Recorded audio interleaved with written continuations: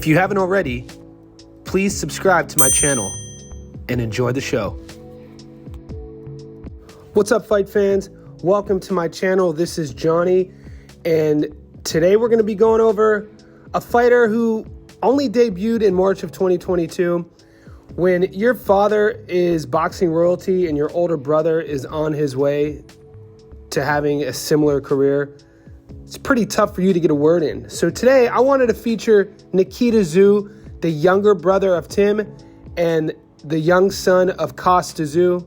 His nickname is The Butcher. Now, if you watch him fight, that nickname is suiting, but if you follow his Instagram, it's all about food. So I'd like to ask him personally if The Butcher comes from a name more along the culinary side of things rather than the combat side of things. But whenever Nikita fights, there will be blood on both sides. He's just now entered year 3 of his career. He's only fought 8 times. He's undefeated, and I want to go over his strength of schedule. Usually on the channel, we've broken down guys who are already champions. We've talked about Terrence Crawford, Naoya Inoue, Canelo Alvarez, guys with long storied careers. Nikita will be our first fighter that we break down their resume with less than 10 fights.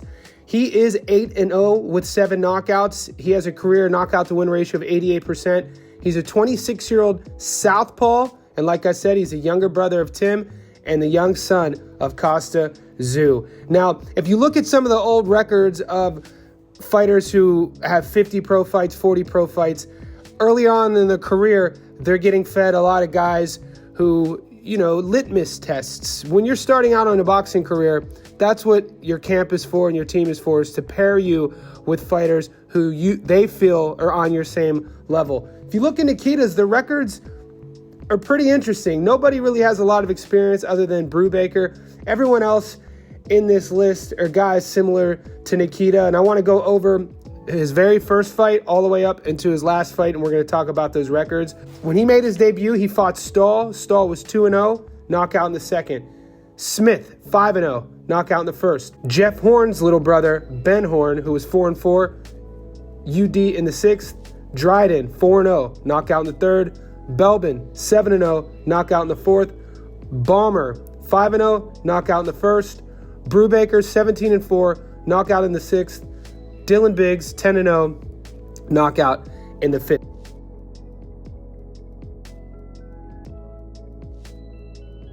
If you add all of his opponents' win-loss records up on the night that they fought Nikita, for instance, when he fought Belbin was 7-0, but Nikita knocked him out.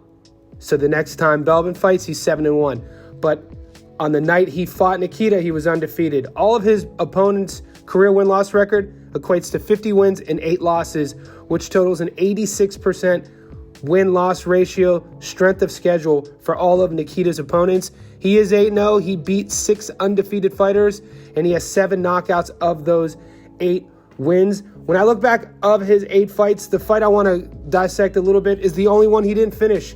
It was a tough Ben Horn fight that went the distance, went all 6 rounds, and let's go over a little bit more in detail here. Guys, earlier in a fighter's career, it's important to get tested. It's why sometimes you see fighters who have been steamrolling their opponents, winning by knockout, and then all of a sudden they have a tough contest that goes to decision, and you hear the fighter in the camp afterwards at the post-fight press conference talk about how they needed to bank those rounds, how they needed to be tested, and it's going to be better for their career. And this Ben Horn versus Nikita Tszyu fight was exactly that. With 30 seconds left, it looked like Nikita was out on his feet. In a fight that only goes 6 rounds, on the other hand, Ben Horn gets tagged with 90 body shots. So it was back and forth. A couple times both guys looked like they were going to be out, and when it was all said and done, it was an Australian instant classic. Everybody was on their feet.